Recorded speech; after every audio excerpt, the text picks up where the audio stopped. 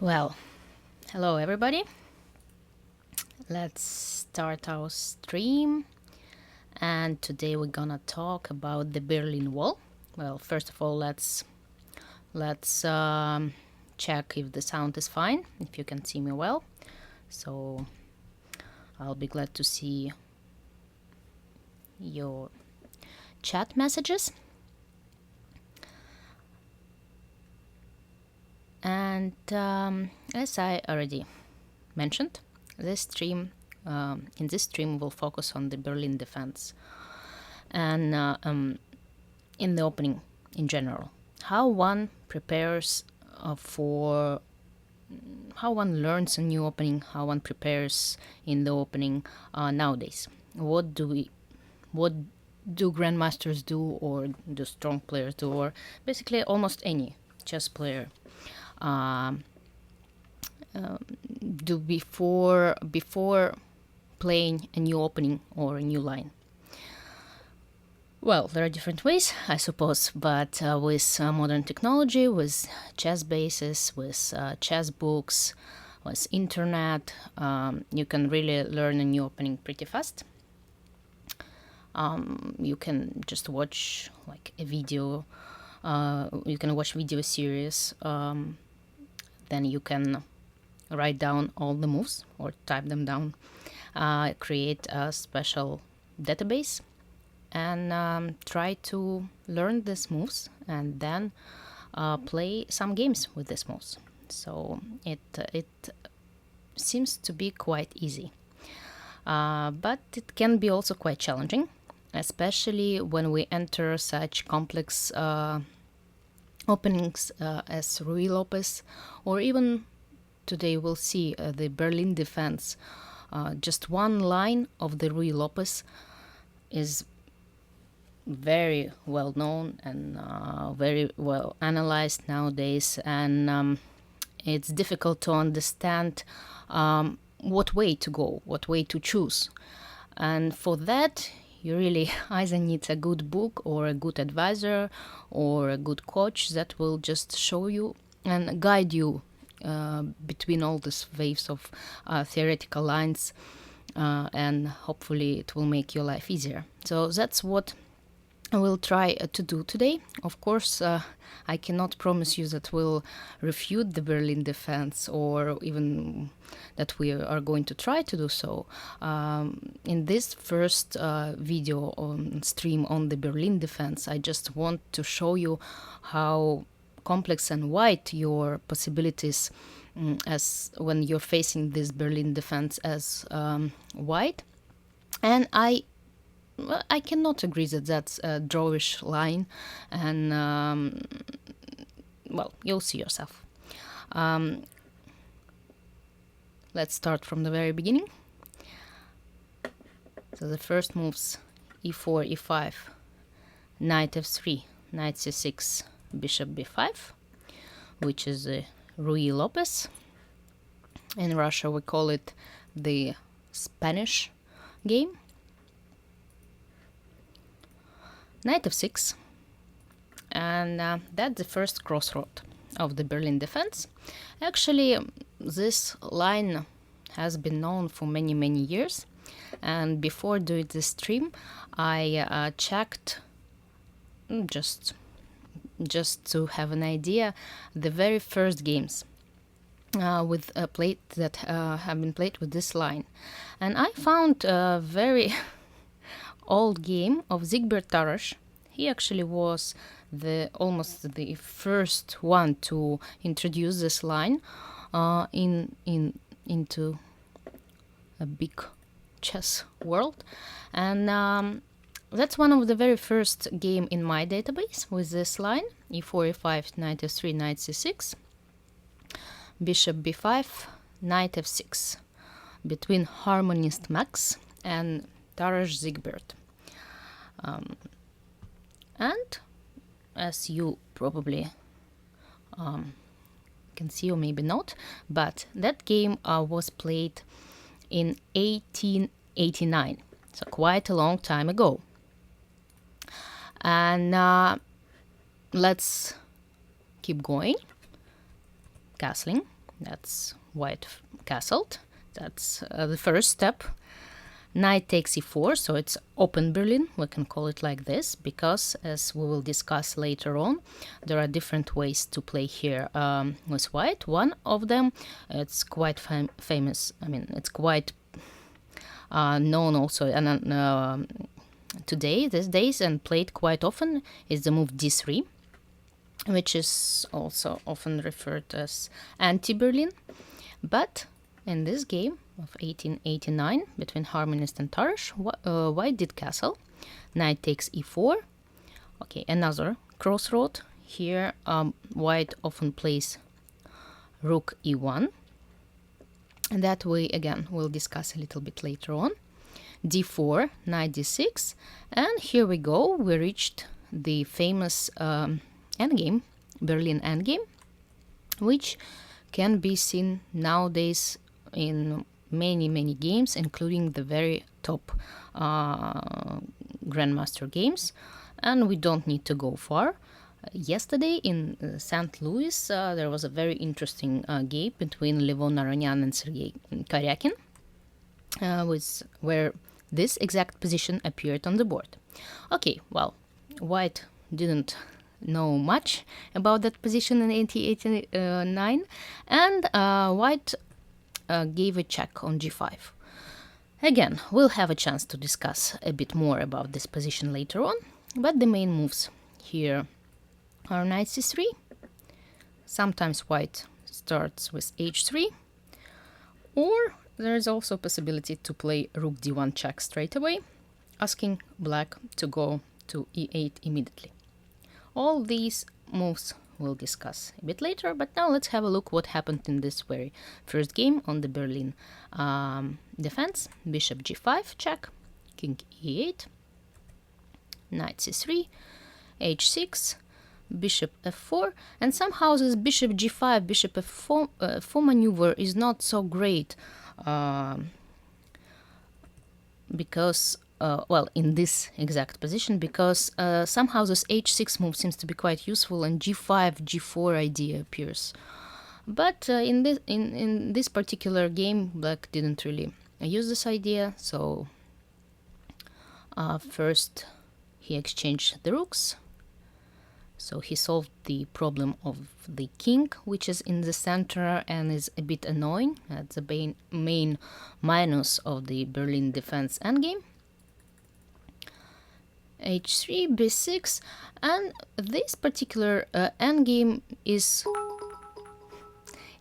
better for black, and Tarrasch managed to win this endgame, although he could have played a little bit stronger at some point, but white also could have resisted a little bit more. But what I wanted to show you, that one of the very first games that reached the famous nowadays Berlin defense endgame was played a long time ago in 1889. But of course, like the main point for the Berlin defense, the second burst we can say, was the match between Garry Kasparov and Vladimir Kramnik. And with efforts of Vladimir Kramnik, the Berlin defense started to be played on a very high level, and is being played up to this moment, and I think will go on almost forever, because again Vladimir proved that it's not a dubious line, it's not a dubious endgame, and it's quite rich, and black can survive even against Garry Kasparov. And so let's have a look at the very first game of the Berlin defense in that match. There were several games played. Actually, to be precise, 4 games in that match have been played using the Berlin defense, and black was doing pretty well in all these games. just a small pause from chess lines and chess variations. When I mentioned chess books that you can read on this line, I prepared this picture. There is one book which is called The Berlin Defense by Lisa and Ovechkin, by two strong grandmasters, which has been translated into English. And there is another book which is written by Evgeny Bareev. In Russian, it's called Notes of the Second, and it's about the match of 2000 between Kramnik and Kasparov. While in English, I made the research. There is a book from London to Elista, and I think you can find a similar notes and comments from Bareev about the preparation of this line and about what happened during the match, which can be recommended, and I recommend you these two books very much. Probably there are other books on the Berlin defense nowadays, but that's definitely two books that I had a chance to read, and I think it's more than enough for you to, if you want to have an idea about the Berlin defense. I'll try to make the sound a bit less. It's great to have new followers, but just so you can hear me better. And so, yeah, if you want to get started with the Berlin defense, just go ahead, read this book. Again, create a special database, put all the lines from these books into your database, and add more games that have been played from 2000 till 2018. And I'm sure you'll be good to go. Okay, so bishop b5, knight f6. Let's keep going. Anti-Berlin, d3 is quite popular nowadays. You can play it. The positions that arise, well, bishop c5 is one of the main moves here. d6 is another possibility for black. The positions that arise after d3, bishop c5, if white just plays c3, for example, here, is often are very similar to the Italian game, as we say in Russian, but Jacobiano lines with the bishop on c4. And actually, that's why Jacobiano became so often played nowadays. It's because actually the position of the bishop on c4 is slightly better than the position on of the bishop on b5 in some lines. And that's why, again, players, after analyzing anti-Berlin, that's why they started to play Jacobiano. But so c3 or castling are two main moves for white here. And again, black can choose either to play d6 or to play knight d4 here. If white castles immediately, if they play c3, black usually castles, and that's a pawn sacrifice. After bishop c6, b takes c6, knight takes e5, d5. Black has enough compensation. You can check some games with this line. I played it once with white, and I should tell you that I didn't enjoy the game. The game ended in a draw, but it was quite scary.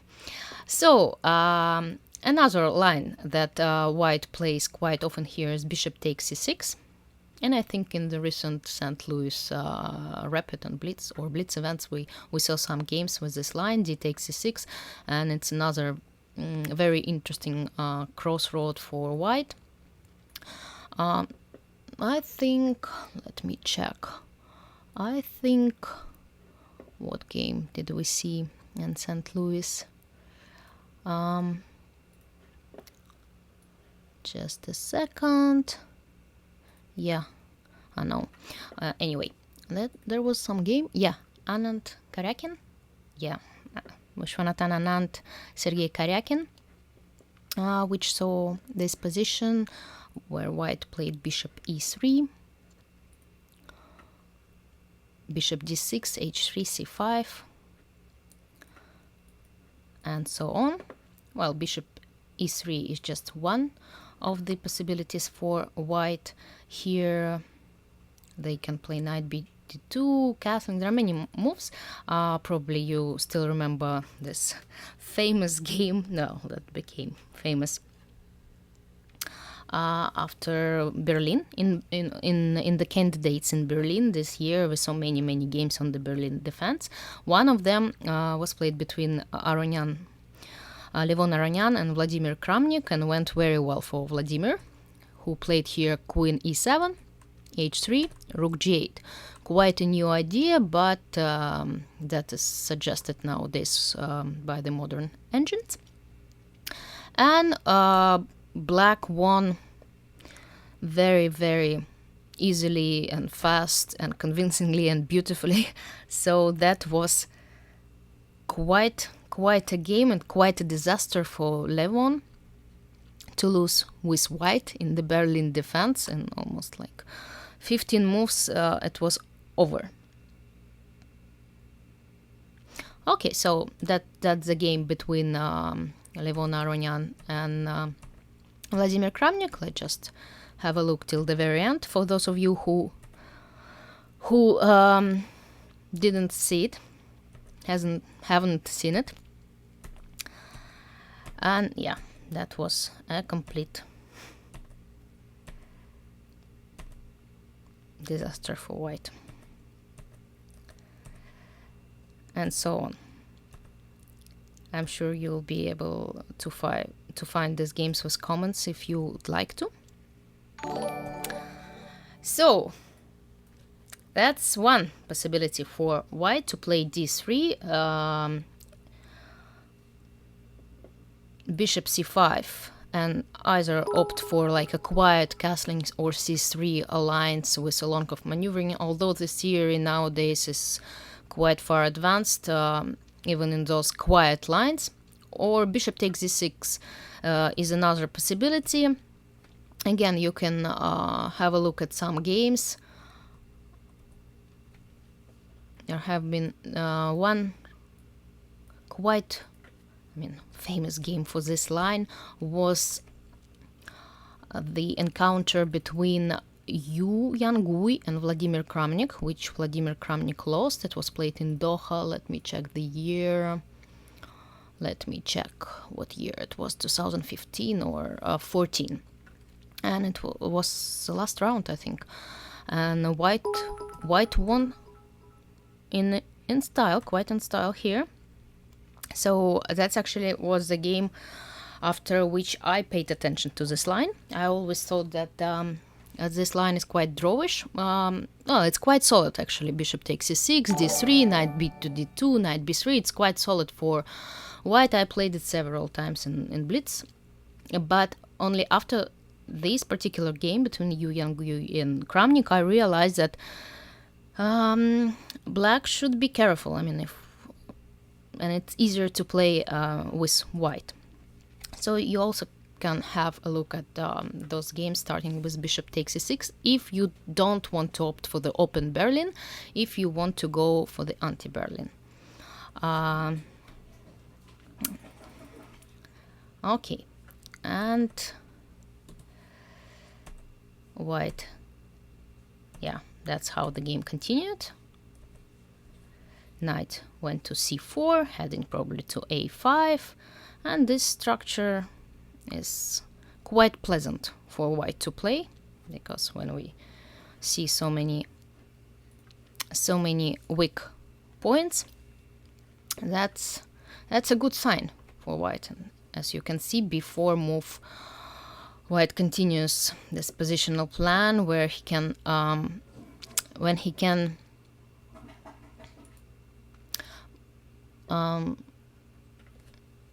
prove that black squares are weakened and the pawns here are weakened as well on c6, c7 because of this b5 move.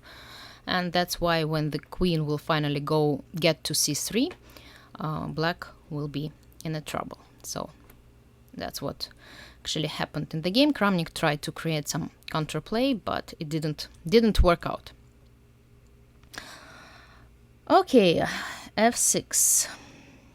After f6 instead of queen h5, why not queen g4? Okay, let us get back. Again, just a small review of the possibilities. Queen g4 here. Yeah. Okay, anyway. So d3 is anti-Berlin, which is quite possible. And if you don't feel like playing the open Berlin, why not? You can try to play d3 and then either bishop takes c6 or castling or c3. There are some differences in those lines, but anyway, castling is the main move here. Knight takes e4, and we have another crossroad, which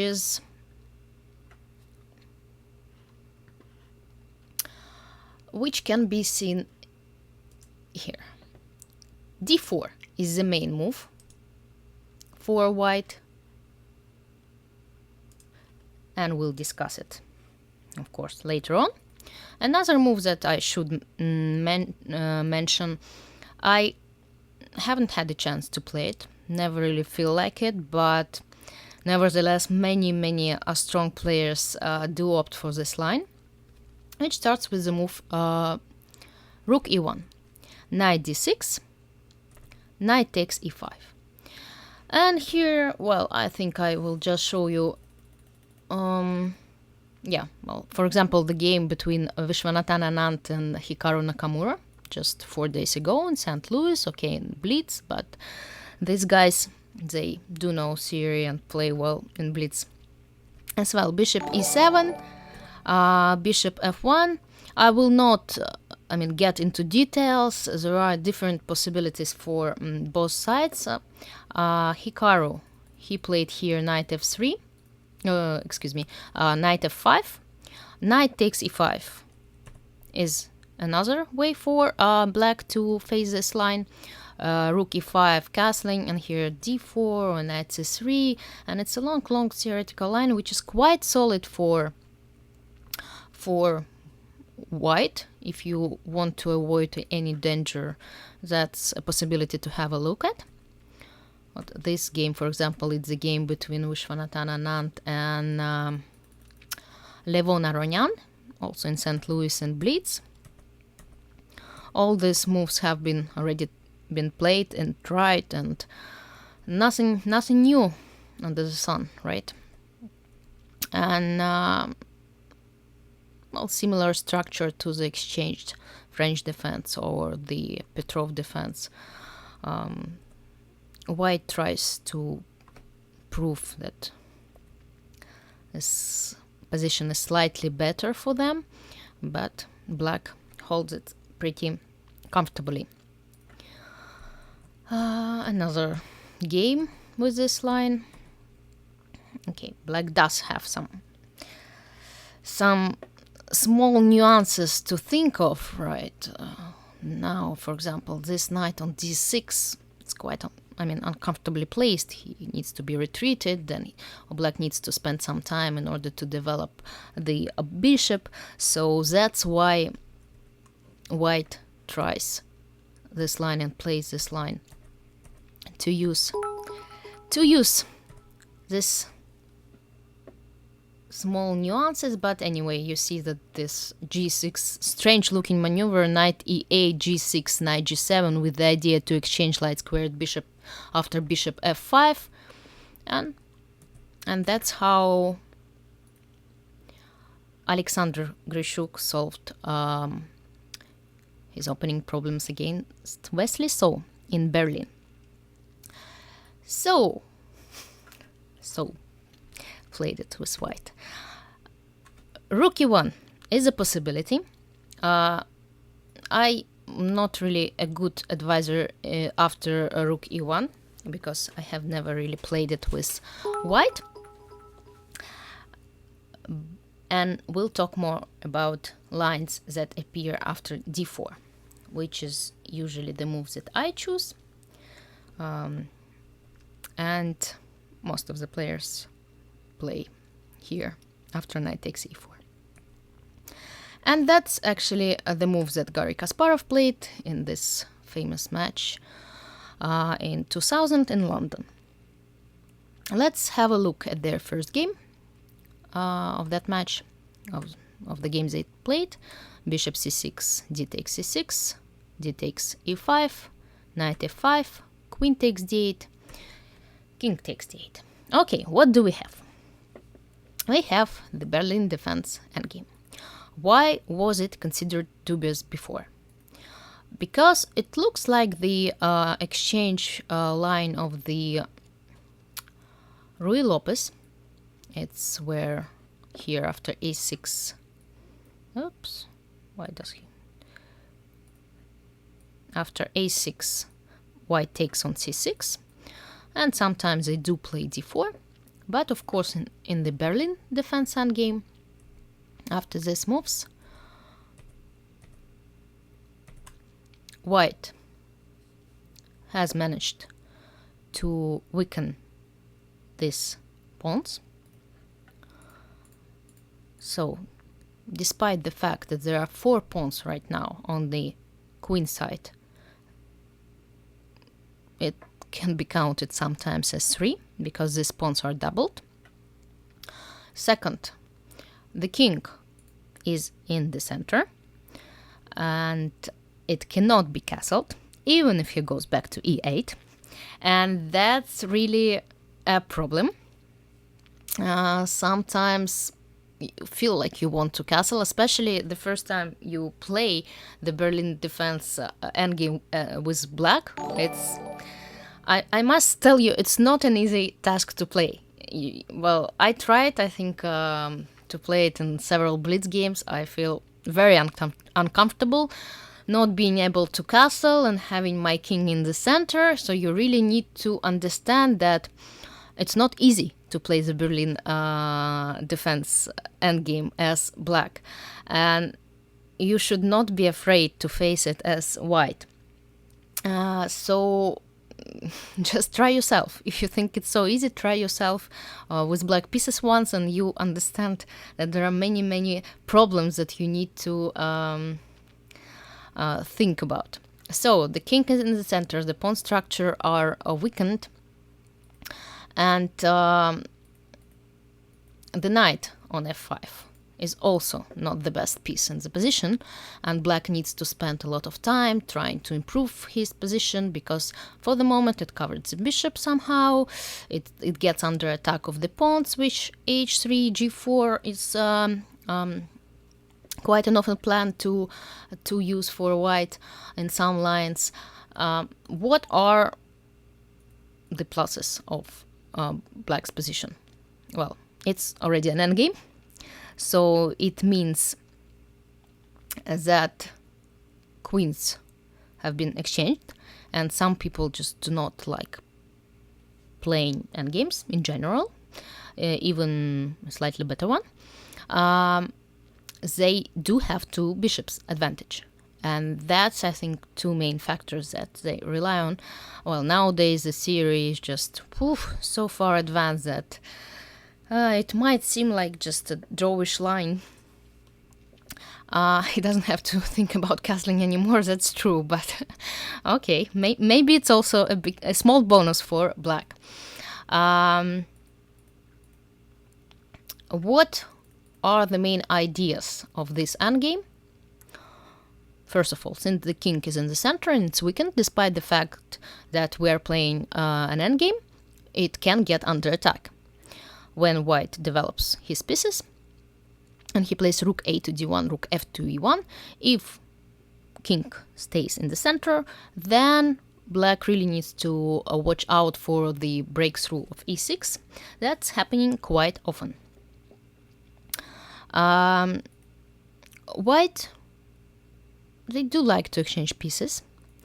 Knight endgames and pawn endgames, of course, are in white's favor, because it's like we have an extra pawn on the king's side for white, and white do try to use the pawn's advantage on the king's side, and often you can see the plans, as I already mentioned, with h3, g4, f4, where white is pushing his king side pawns forward.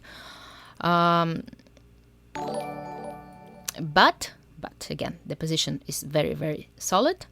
And sometimes when white starts to push too much, black can get some initiative and even can get better. I lost many endgames, Berlin endgames, because I was not careful enough and I overpushed. Okay, so let's continue. The game between Garry Kasparov and Vladimir Kramnik, the first game with the Berlin defense in their match. Bishop d7. There are how many moves possible in this position with black? All the moves. All the moves are possible, probably. Okay, bishop d7 was the first one that Kramnik used, but in fact, after knight c3, black can play king e8. That's the main line nowadays, but other lines are also quite possible and have not been refuted. They start with h6, bishop d7, knight e7, bishop e6, a5. I mean, all these moves have been played and are being used quite successfully. Where am I? Okay. Bishop d7. That's one of the plans that black has in this position. Okay, as I mentioned, king e8 is another possibility for black that they use nowadays quite often. Another plan for black is try to get with the king to b7. So they try to play b6. I cannot do it. They try to play b6 and then king c8, king b7, and then put the rooks in the center. That's a possibility. That's how Kramnik started. With this plan he started. b3, replied Garry Kasparov.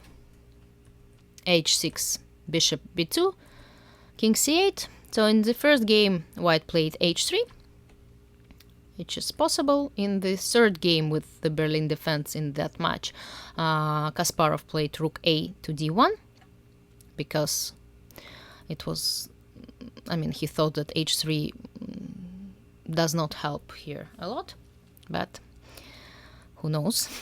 And b6, rook a to d1, the game continued.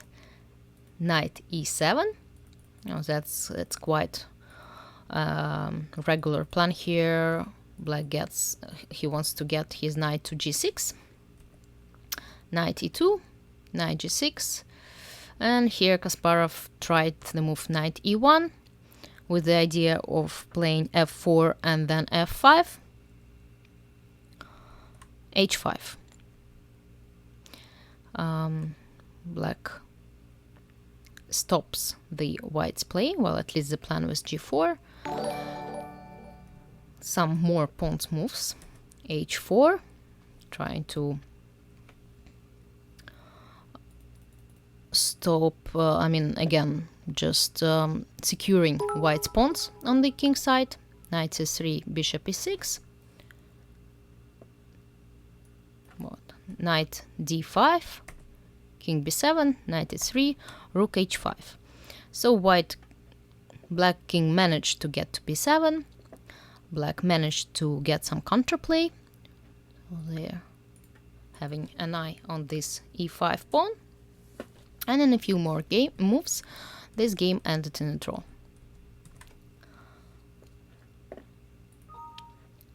Okay.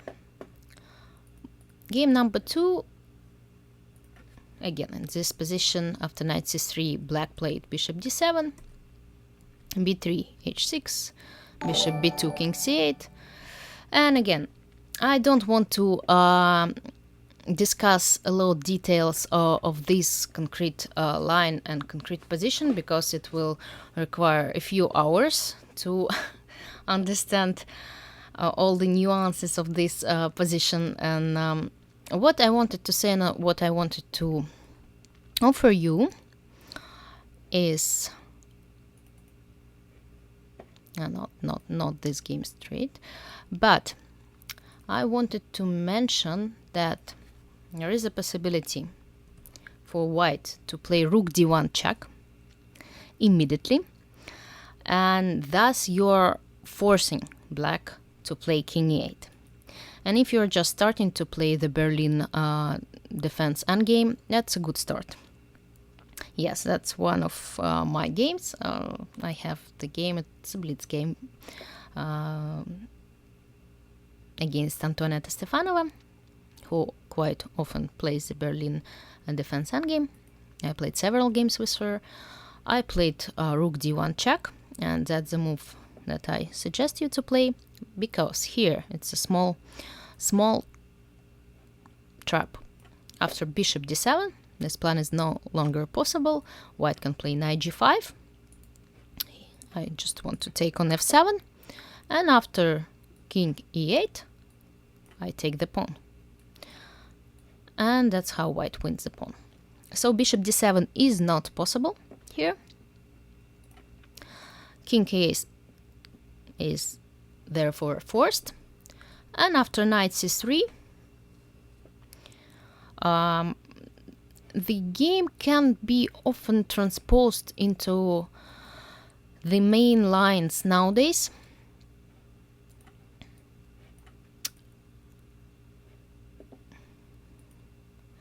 I will just check.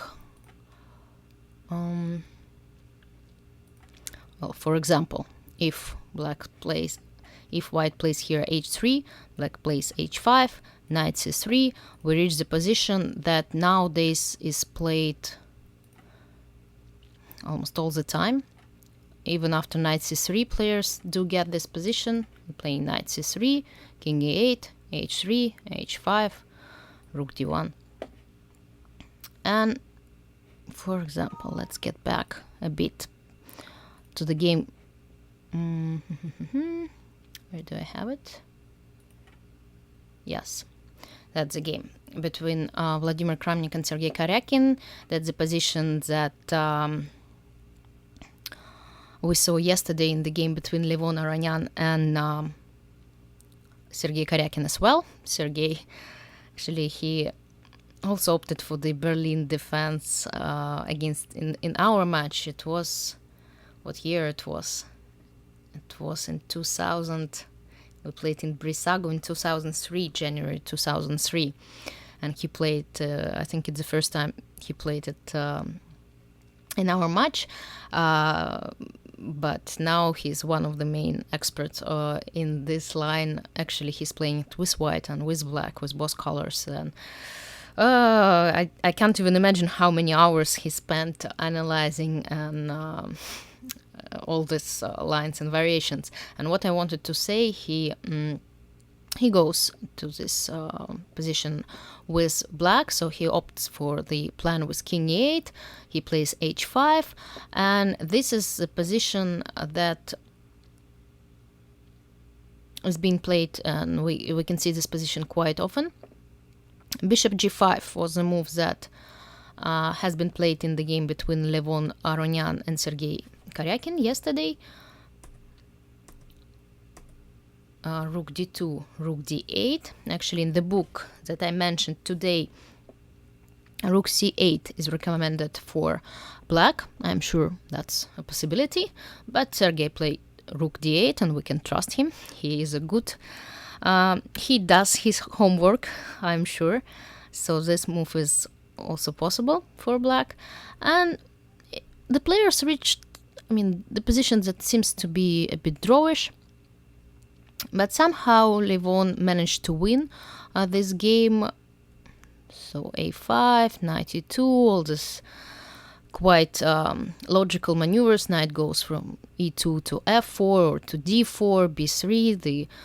This bishop transfers to b2. After a few moves repetition, black decided to transfer his bishop to b7, which is also quite seen quite often. Rook h6. The only thing that I didn't quite understand in the game All the players moved back and forth. Why did Sergei decided to play g5? He played g5 here, and this move weakens the f6 square. It seems as b6 was a normal move here for black to play, but after g5, knight e2, b6, I think the position is still about equal, but somehow, as you can see, Levon is heading towards this weakened f6 square, knight e4 and then knight f6. He managed to get there and exchange the dark squared bishop for his knight, and somehow these pawns have been weakened, and Levon managed to win this endgame, although of course a lot of technique. Black did make more inaccuracies, and that let white win. What I want to say that here bishop f4 is another possibility, another very, very, very long line. For example, the game Vladimir Kramnik, Sergei Karyakin, the Berlin candidates, the Berlin candidates, Berlin defense, everything was in Berlin. Okay, and they made a draw. I see the game between Vashier, Graf, Magnus Carlsen. So this is like the main line. And again, if you are starting to play the Berlin defense endgame, and you want to play the Berlin defense endgame, I do recommend you to start with this check, rook d1, king e8, forcing black to go to e8, and then you can make all those useful moves, such as knight c3, h3, b3, bishop b2. Well, here I played knight d4 because black developed the bishop to e6, and I used the fact because preparing the breakthrough e5, e6 is very important, and one of the main white's ideas here when the king is in the center. Knight e4, knight f5. I didn't want to exchange the knights here. When the pawn is on h6, when black already played h6, then your knight can go to h5. Sometimes it's a nice place for him. And then to here. Rook c8, king h2, preparing the play on the king side, which is also quite often seen. Why do I need to get my king closer? Because when I play g4, my pawn on h3 weakens, and I have to be prepared if black plays h5.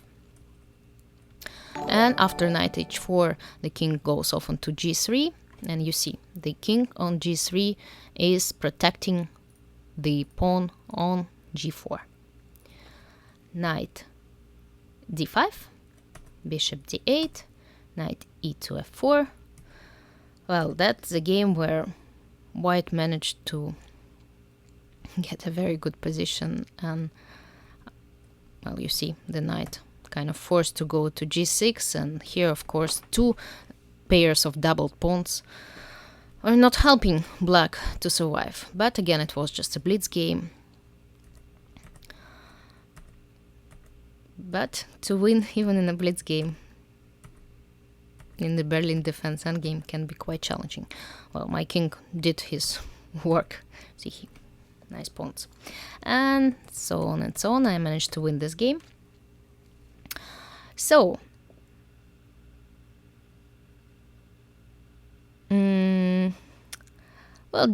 as we discussed earlier in this stream, d3 is definitely a possibility if you don't want to go into the Berlin defense endgame. But I suggest you to try it at least several times with white. You can study the games of the top grandmasters nowadays, choose one line, well, and again, center, some maneuvers like b3, bishop b2, knight e2, knight e4, preparing e6, preparing the play on the king side. It's all been already seen, just and you don't have to be afraid. If you lose, it's not because that's a bad line, right? It's probably because you're not playing well. I mean, Berlin endgame is just one of the possibilities. Other two possibilities that I want to discuss with you today, and one line that I've seen recently in one of the games, and I did have a look at this line. An interesting line which starts here with the move, not bishop takes c6 that we just discussed, right? That gets into the Berlin defense endgame, but with the move d takes e5. Strangely enough, not protecting the bishop on b5. Of course, black takes the bishop. Well, they don't have any other choice. They do take the bishop. And what is the idea behind this move for white? Of course, we are not going to play without a piece. a4. You sacrifice the bishop, and we're getting it back. There are not so many moves for black here. The main move is knight b to d4. Knight b to d4. Another move is d6. Let me see the last games that have been played with d6. I didn't really... Okay. We see that black does play like this quite often. The very last game, though, with d6, well, according to my database, has been played in the Russian Higher League in June, at the end of June. White played e6, and that's the move they usually opt for. Just a second, I will... A takes b5 is another possibility, but how... Okay, let me show. A takes b5, knight takes e5, rook e1, bishop e7, and it doesn't seem as if here black experiences any problems. King takes d8 and bishop takes d8 both seem to be possible and seem to lead to approximately equal endgame. That's why white tries to play e6 here, and after f takes e6, usually that's the way the game continues. Also, bishop f takes f6. There have been some games. Don't know what kind of position it is, but it definitely can be tried. F takes e6 is more popular here. A takes b5, and I don't know what to say about this position. It of course should be analyzed more in order to evaluate and understand it a bit more. Knight b4 or knight e7, so it's in like one of the main crossroads here for those who opt for the seventh move d6 with black. If black plays knight b to d4, that's another line. That can also be tried with white. Queen e3 check. It seems quite... I mean, it doesn't seem dangerous, but black king is still in the center. The queens are on the board. So for those of you who doesn't want to play the endgame, the Berlin defense endgame, it's worth trying. And for example, queen e6 here is a big mistake. There was a recent game between Anna Muzichuk and Lopez Martinez. Black made a mistake, queen e6, and after queen g3, he's already in quite a big trouble because of this undevelopment and the king on e8, the queen on e6, and white did manage to win this game quite nicely. But the main two moves after knight b to d4, take, queen e3 check, are bishop e7 or bishop e6. If black plays bishop e7, the main theoretical lines goes with knight c3. c6. Castling doesn't seem to be very precise because black plays knight b5, queen d8, rook e1, and then there was one game that continued like this. White could have taken on d6. Let's see what's gonna happen if black just takes on a1 in that case.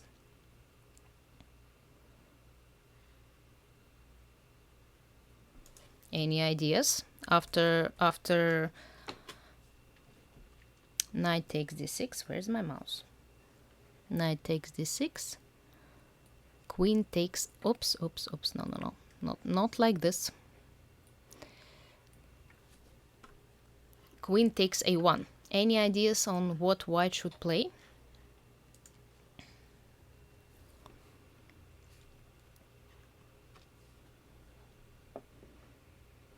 It seems that white plays knight b5. And then if bishop d7, then bishop a3.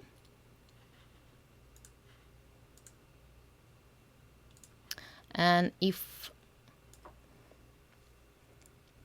black plays queen f6, well, the queen, there is no way to trap it because it goes to f6. Back rank mate is also quite far away because the rook on a8 is here. So just a quiet knight b5, queen f6, and bishop a3. And actually, this rook here doesn't seem to have good moves. Well, back rank mate does happen, right? In case of rook d8, for example, it does happen here. So that's why after rook bishop a3, black will need to give away the rook.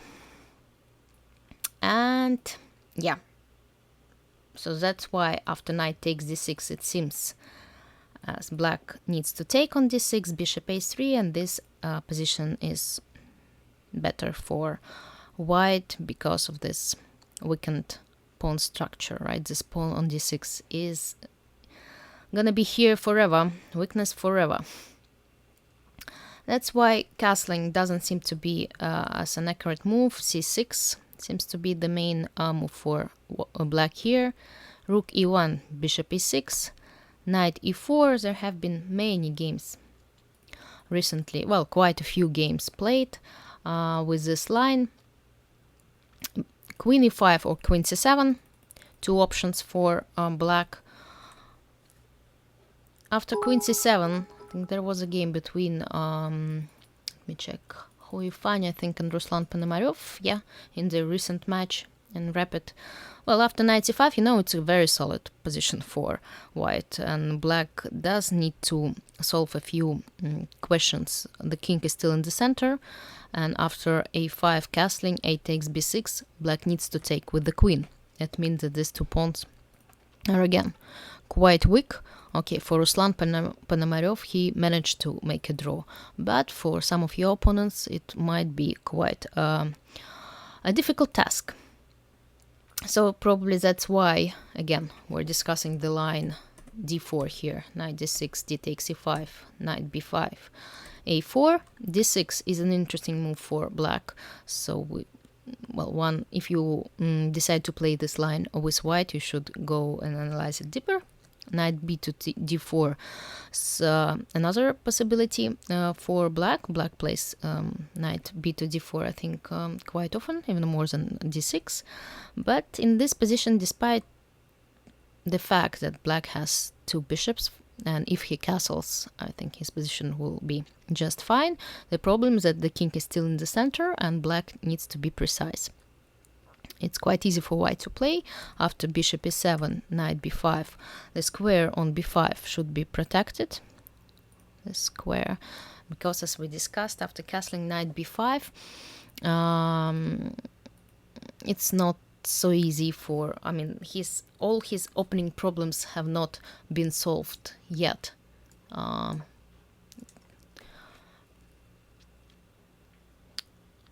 And sometimes he does need to sacrifice the pawn on c7.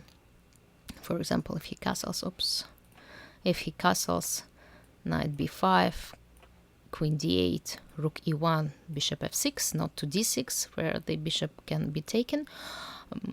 Maybe bishop f6 is a stronger move here, but again, for example, after queen g3, the pawn on c7 is hanging, or after queen f4, I'm not sure which move is stronger here, but this pawn is hanging, and c6 cannot be, I think, played, because I play knight c7, rook, oops, no, not queen c7, rook b8, and then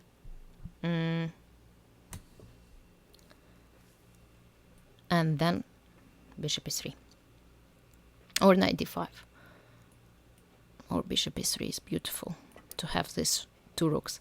Okay, that's why black usually plays c6, protecting the square on b5, rook e1,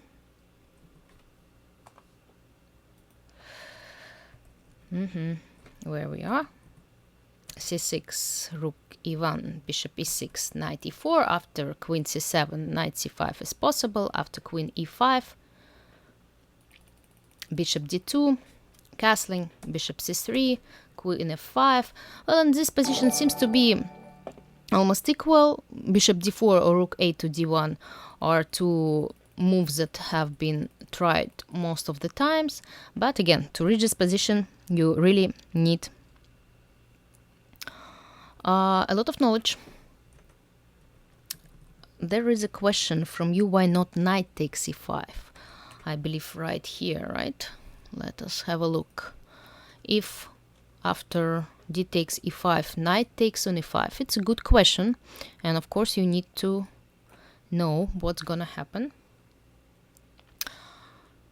White takes on e5. Actually, there haven't been many games like this, but as you will see, there is a reason why. Knight takes b5. Here loses. Loses immediately because of knight takes f7. Oops, where I'm showing you, it's on the wrong screen. Sorry. Knight takes e5, knight takes e5, knight takes b5, knight takes f7. King takes f7, queen takes d5, check. Let's analyze it till the end. It's like an old-fashioned game, like Morphy-style games.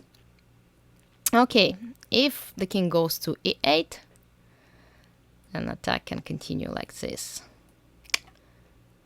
Something like this, and like this, and I love it.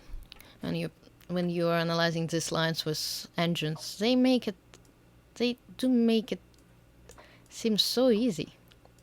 It's not that obvious when you're playing yourself, right? And you need to calculate all those lines because, okay, you understand that there should be something, but let's find something. Okay, I think we can agree that this attack seems to be devastating, seems to have devastating effects on black's position.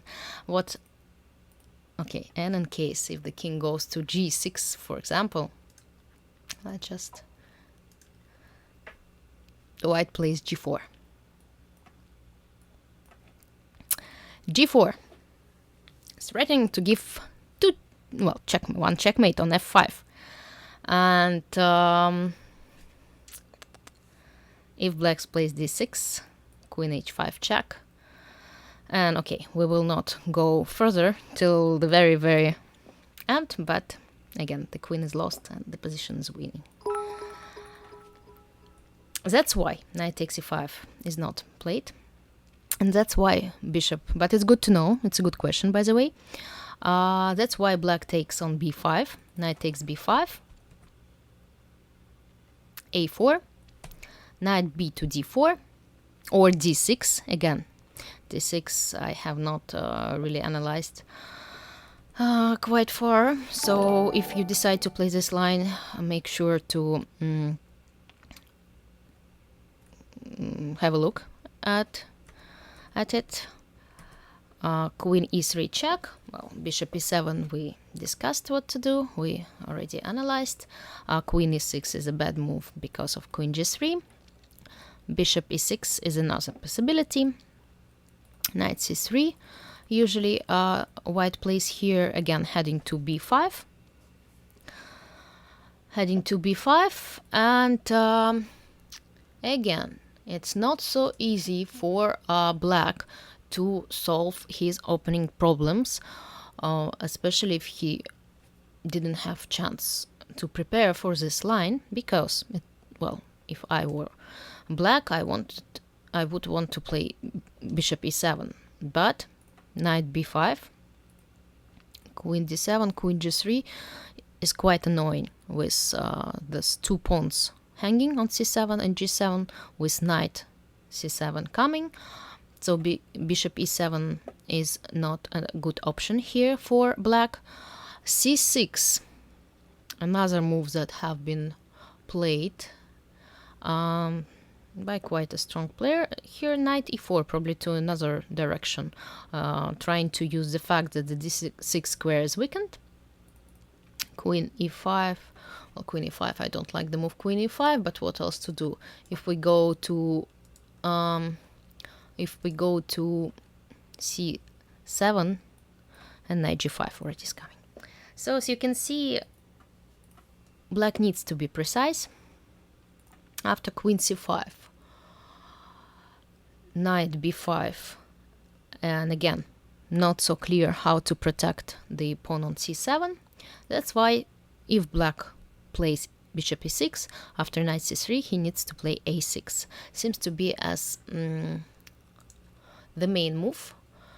And even though the position is about equal, rook d1, queen c6, again, rook d3, well, bishop c5 or bishop e7. Again, it's, well, the game is not over yet, right? And it's quite far away, so it's quite a rare line. So your opponents might be not very well prepared if you do opt for this line. For example, after bishop c5, you can play queen g3, and it does look quite scary. I mean, the pawn on g7 is hanging, and it seems okay. The computer does suggest bishop d6,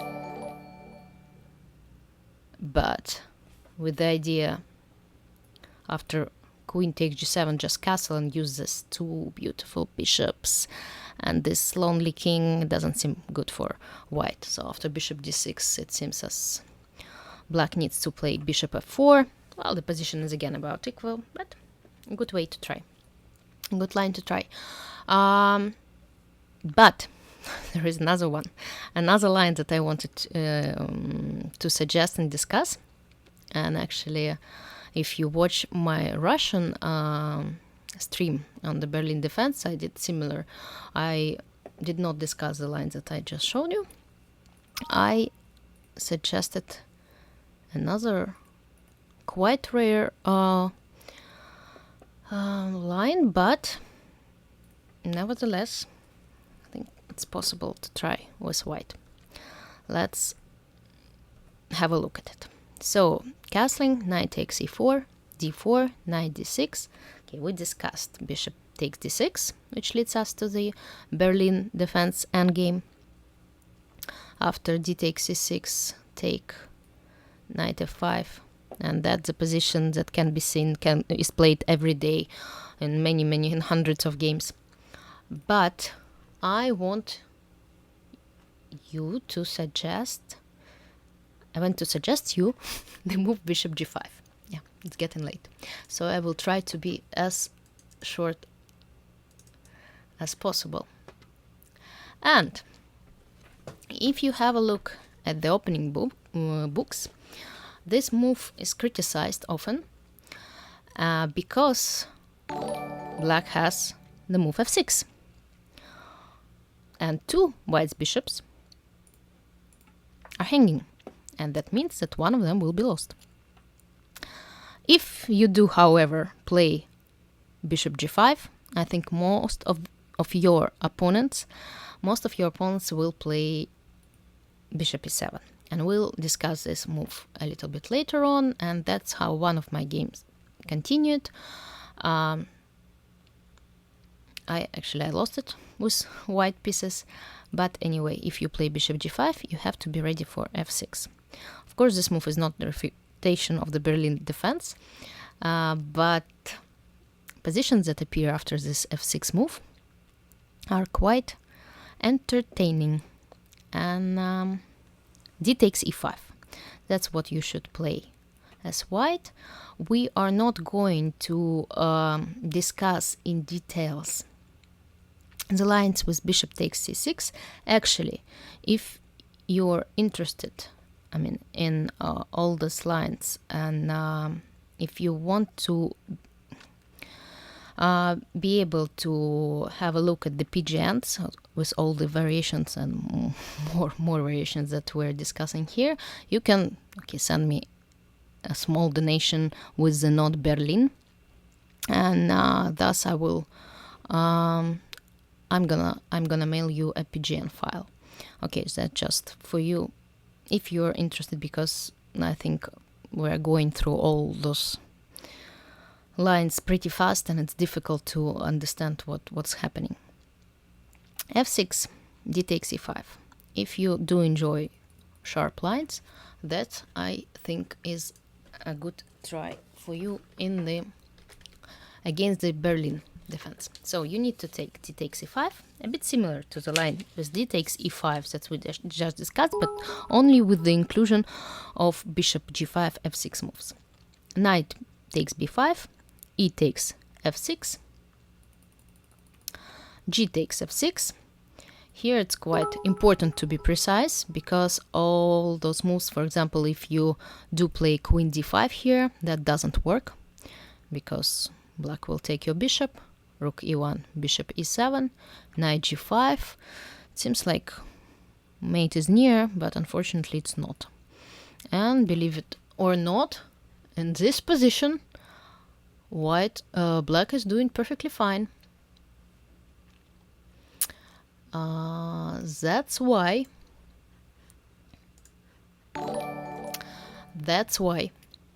there is nothing for white here. That's why you need to play rook e1. Since you sacrifice a piece, you really need to study all those lines. Rook e1 check. King f7 is the only move here for white, is the only good move, because if black plays bishop e7, if black plays bishop e7, then after bishop takes f6, it's difficult. It's becoming difficult for black. For example, rook f8, I take knight g5, and then it's getting hotter. And if he castles, yes, castling is still possible here, believe it or not. Then queen d5 check, another check. And, well, for example, like this. White is doing pretty fine here. So bishop e7 is not a good move for black, and if he does grab the piece, he needs to be brave enough to get going. King f7, queen d5 check, because if you play bishop f4, then there is a very strong move d5, which again I'm not going to discuss in details, but just trust me in that. Black is doing okay over there. That's why queen d5 check.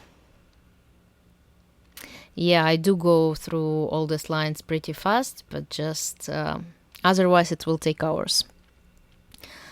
And again, that's just the direction I give. That's just a suggestion for you, well, to have a look at. I'm sure that, for example, bishop g5 move is so rare you have never heard of it, and now you have. So now you will be able to go and check it with databases, with engines, with games, computers, etc., and so on and so on. Nowadays, you really, the direction is all you need, because all other work can be done on your own. Queen d5 check. The only move. I think none of your opponents will dare to play king g6. And all of them will play king g7, king g6. And again, you will be able to check it with your engines after knight h4. The attack is devastating. Queen g7. King g7. There are several moves for white here. For example, there is like the killer move, killing move, rook e8. That's a move that's being suggested, I think, in the Lisi book. But it does look beautiful, but it's very, I can't say, it's not effective. You can try it. You're not losing immediately, but you're not winning either. Bishop takes f6. After this sacrifice, you need to sacrifice one more piece. Queen g5 check, queen h5 check, and even king g7 is okay for black, but king e7 is stronger. And queen g5, king d6. I tried to find, one line which leads to perpetual check, and so on and so on. But I wasn't able to. I think I spent some time here because this line, it's not a refutation, but if you do play this line, if you sacrifice material, you want to have at least a draw, right? And I wanted to find this draw, and I wanted to suggest you this line. It's interesting to give it a try. Knight a3 is another tricky move here for white. Unfortunately, knight takes a3 is very strong. All other moves white seems to be doing fine. For example, there was a game, but yeah, knight takes a3 is the main move. Rook d1, knight d4, knight takes d4, and another move that black needs to make. And actually, the author of this book, Igor Lisi, he faced this line with black. He didn't manage to find the right move for black here. Queen g6 he played, and after queen g6, white is winning. You can try it yourself to find the way yourself, but the right move for black is queen e4. And again, I wasn't able to find a draw here. There is no draw, and f3, queen g6, king d5. Okay, let's stop here. Again, if you're interested, just send me a note. A small donation with a note, and I'm gonna mail you a PGN with the rest of the lines. I didn't manage to find a draw, although it's quite spectacular. The position itself with the king on d5. Who cares about one rook and two bishops, right? Okay, so no draw for white. And of course, I cannot recommend this line. Let's start from the very beginning. Bishop g5, f6. That's why d takes e5, knight takes b5, e takes f6, g takes f6, rook e1. King f7, queen d5, king g7. Instead of rook e8, I do recommend keeping the tension. I do recommend the move bishop h4, asking black to make the next move. We're still one piece down, but the show must go on. What to play? What to do?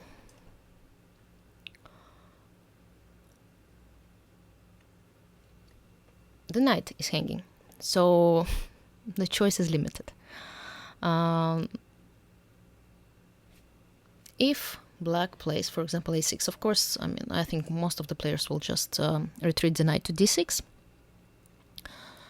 If black plays a6, then we can try the move c4. And here, knight d6 is too late. Is it too late? Yes, it's too late now. Well, maybe not too late, but after queen h5, knight c3, c5, knight d5. Well, for example, I'll give you this line. Knight c3. And black does have problems with what to develop and how to develop. If he tries, for example, to exchange the queens, because when you're under attack, that's what you should look for, right? And you have extra material, you should try to exchange the queens. But here it seems as if bishop takes f6 is very strong, because after king takes f6, after king takes f6, it seems that white is just killing black somewhere here. So black is forced to take with the bishop, but then rook takes e8, and we already won back some material, but the attack continues. So, and when the king is quite weak, as here, the queen is a very powerful piece. Oops, not like this, of course. Knight d5. Okay, so, and then something like this, h4, knight g5. Okay. So, knight d6 here seems to be the only good option for black. And here I suggest the move queen h5 for white, because one of the main defensive ideas for black, if for example you play knight c3, the move is quite logical, because when you attack you need to use all your forces. There is a very strong move for black, not like this, which is h5. So the h5 square here is quite important. That's why queen h5 is quite important to make this move. And, okay, let me just a second. I will find it here. This line, bishop g5.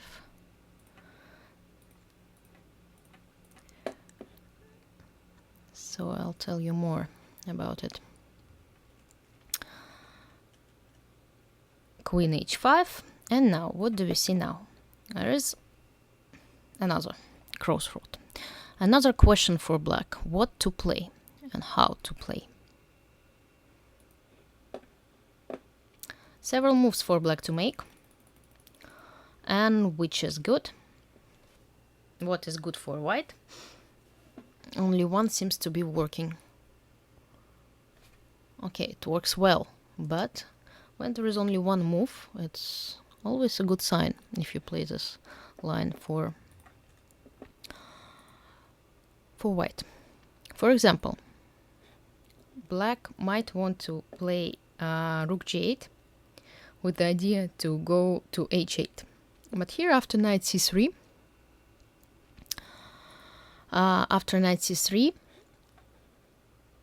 king h6, knight d5, we're threatening to take on f6, and even after rook g6, yes, we can take on g6.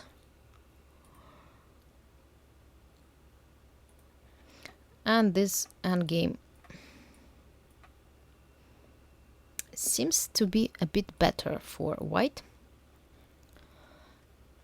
because, well, black does have two bishops for a rook and a pawn, but they still have some problems with this queen's side. The bishop on c8 is quite, undeveloped, so it's not, of course, like a big advantage, but I think that should be quite interesting for white to play. Okay, let me just check a bit.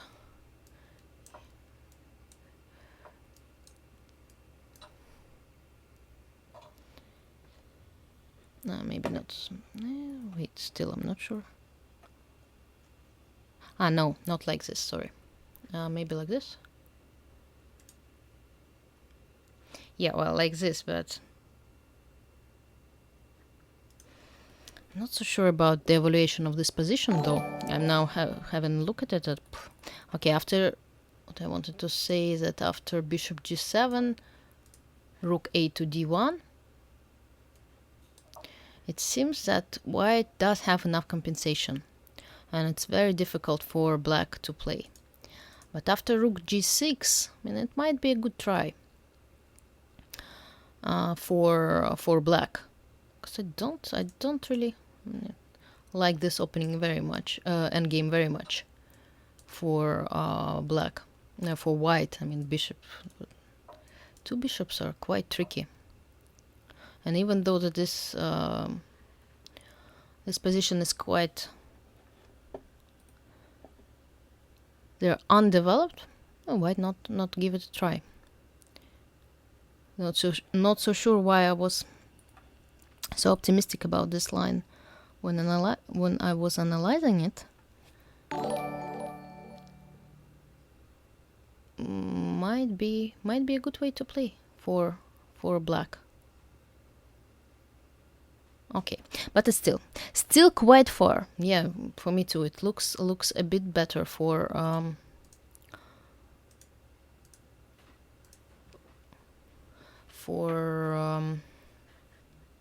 black. Let me just keep an eye on this position.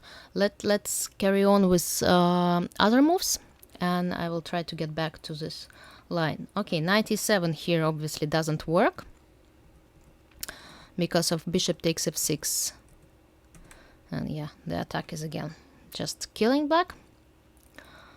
Different moves such as knight f7, knight c3, again not a good option for black. Bishop e7 is another interesting move for black.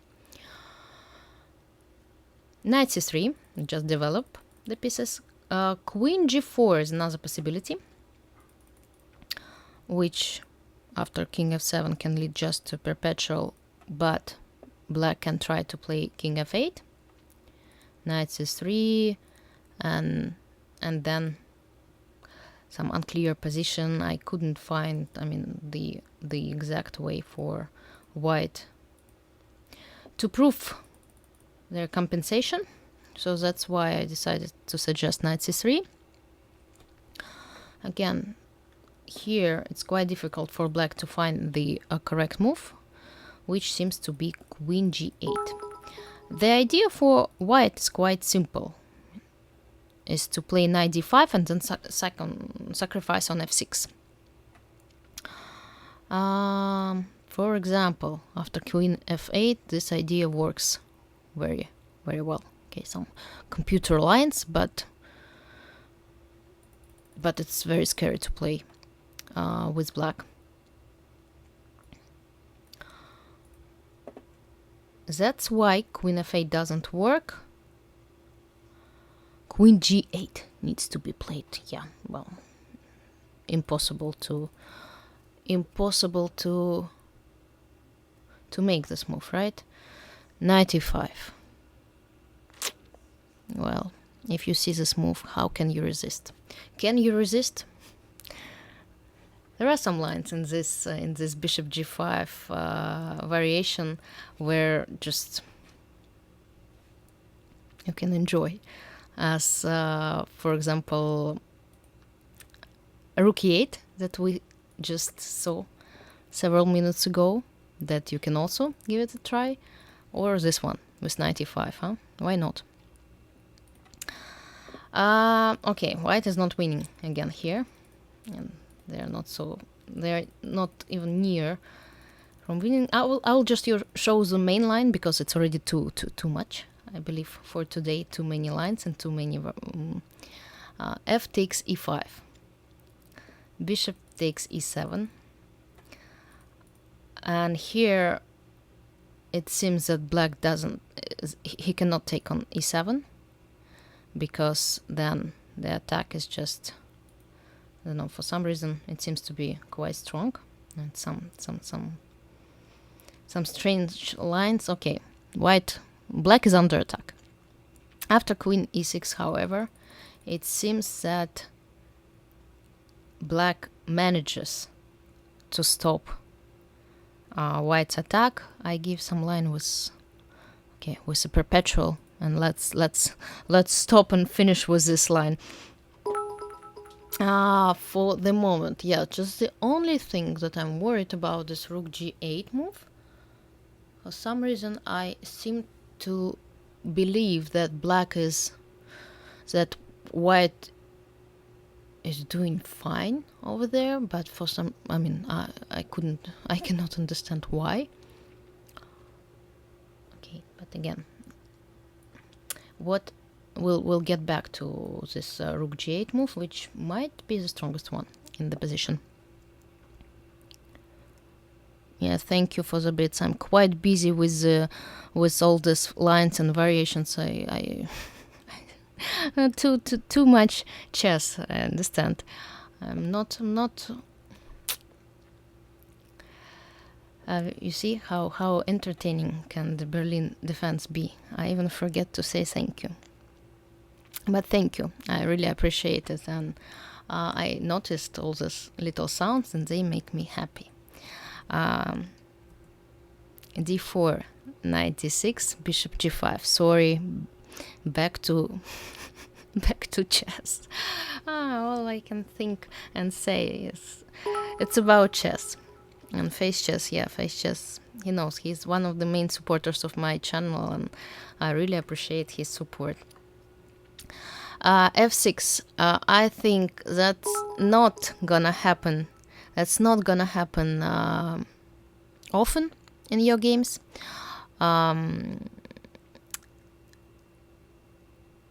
It's very difficult to play with black in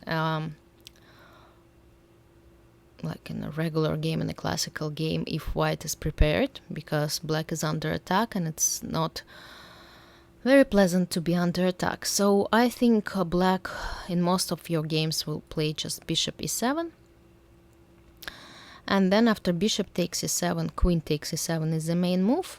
If black takes with the knight, d takes e5, knight takes b5, we do win the piece back. And here, well, there are some endgames that will appear. For example, after d6 we do reach an endgame, but it's a different endgame. It's not really the classical Berlin defense endgame. You can see that the pawn on a7 is quite weakened, so white will be able to double the rooks on the a file, and hopefully will win the pawn on a7, and maybe even will manage to win the game. If black plays d5, then a takes b5, and again the structure quite interesting pawn structure with double B pawns, but with the open A file, which gives white a chance to believe that the rooks can be doubled and white can create some counterattack using this open file. Maybe it's not much, and it's definitely not that much, but you can try to play this line. Why not? If black plays queen takes e7, then we reach the same structure of the old Berlin defense. B takes c6, d takes c6. D takes e5. And here two moves, knight f5, knight e4 are possible. Let's pretend black plays the way he usually does in the Berlin defense. We reach the same pawn structure, but with the queens on the board. And plans are similar. Black also doesn't have a pair of bishops. Plans are similar. White will be trying to use this doubled pawns on the queen side, will use the fact that they have more pawns on the king side. And there was a blitz game between Caruana and Aronian somewhere here. It continued. No, it's Grishuk. That's the game. Grishuk. That's the way Grishuk played. I think that's how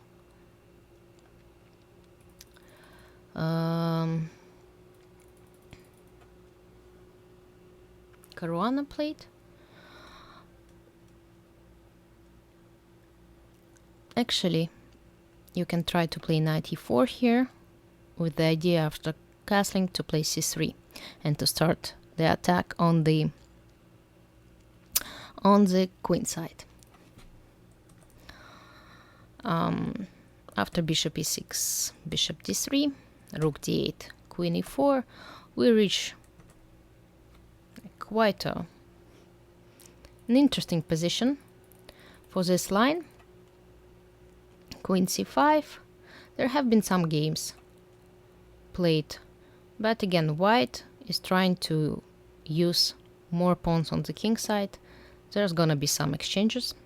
It's unavoidable with the open d file and something like this, little by little. Regrouping a bit your knights and preparing for the f4, g4. So that's nothing, so spectacular in this line compared to the line with f6. Or something like this. There have been a game Robson Hare Krishna. White played rook f2 e1. It ended in a draw, but white did manage to create something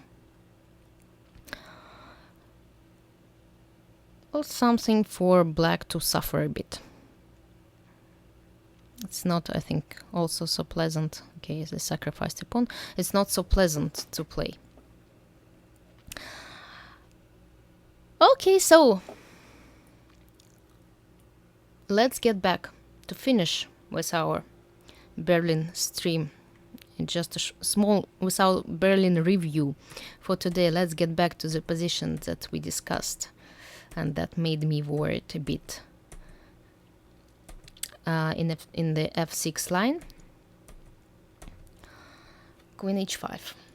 Okay, so it does seem as bishop e7 is a possibility, and rook g8 definitely is a possibility, with the idea to play king h8.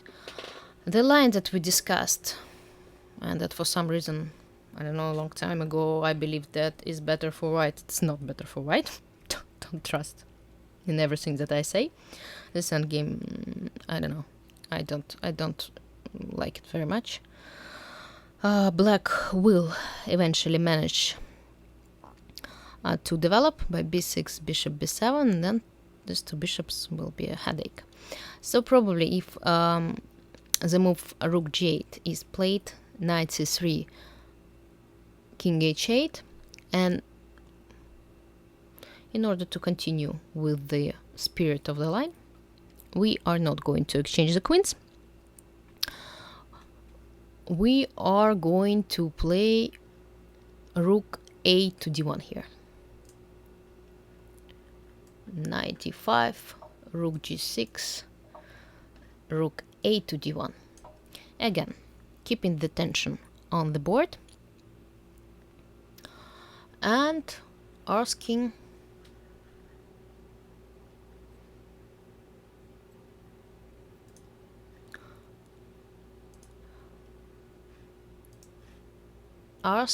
black to make a move,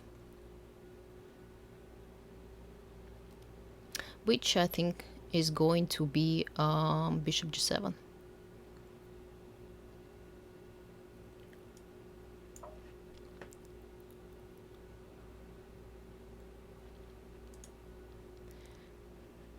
Let us try some other moves.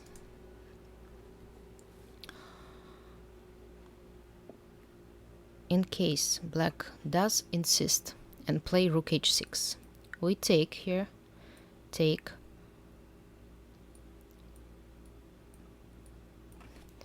and this position is not the same that we saw with the pawn on g6.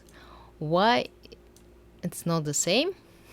Not so difficult to understand, but it's because of the fact that knight d5 is coming and the pawn on c7 is not possible to be protected, I think, here. So that's make a big difference. So that's why after rook a to d1, black should play bishop g7.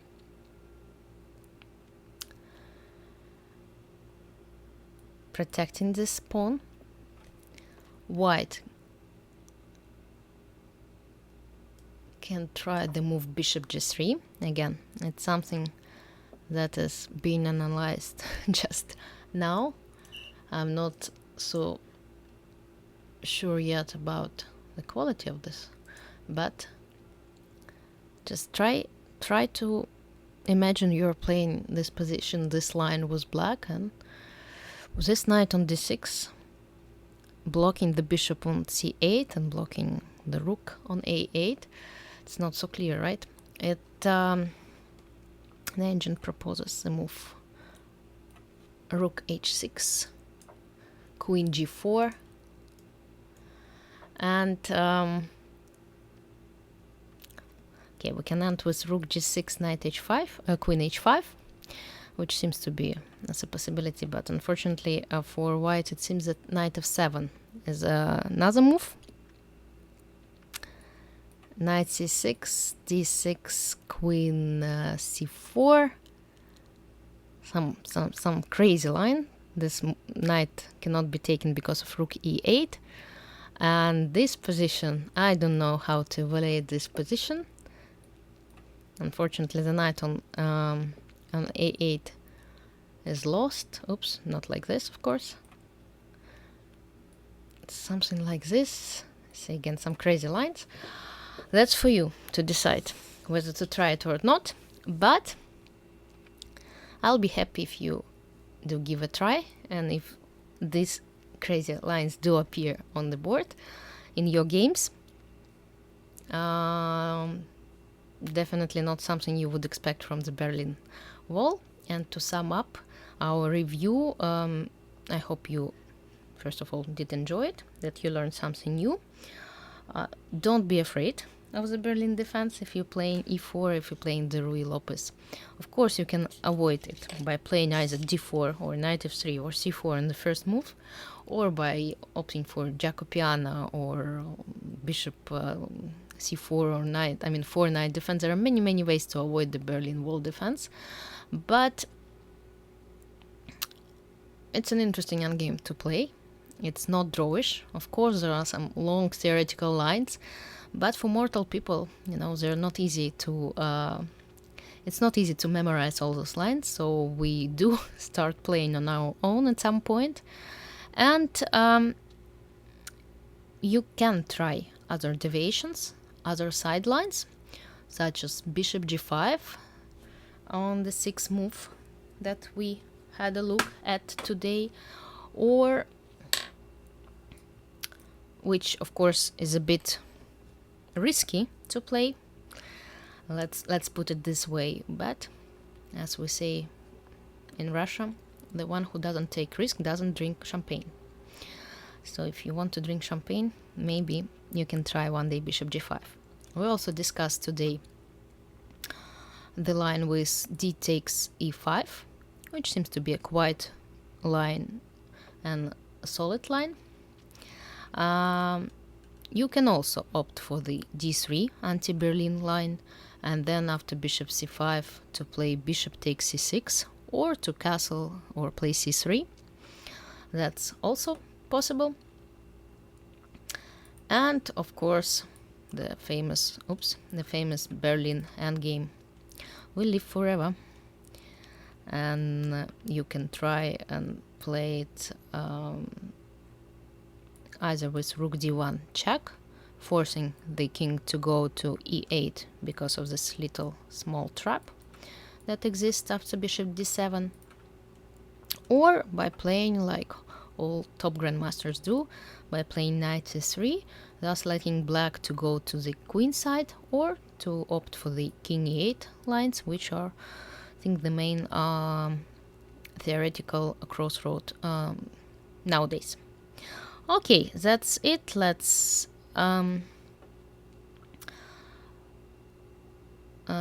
it for today. If you're interested in such streams, let me know. You can send messages or emails about the lines that you're interested in, and I'll try to have a look to prepare something similar. Well, maybe not as wide and complex as the Berlin defense endgame and line, but definitely I think I can help you sometimes.